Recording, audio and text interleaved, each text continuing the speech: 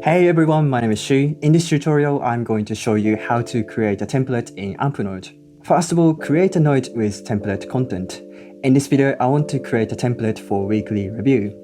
But it can be about anything you do regularly, like a meeting note and journaling. Here, I want to include a section for reflection and a checklist.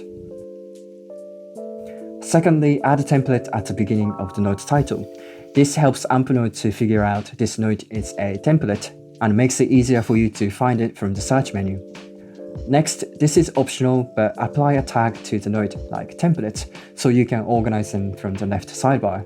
This is useful if you're planning to make many templates. Thirdly, make sure to lock this note from the option menu. By locking it, it shows up at the top of the quick open menu, making it easier to use it. Finally, let's try it out. Press Ctrl-O or Command-O to use quick open. Type the title of the template and you will see an option to create a new copy of the template. And that's it. Now you can write on this new note. But if you don't see this option to create a new copy, you can just open the template and choose Duplicate Note option. Alright, thank you so much for watching. I will see you in the next tutorial. Bye!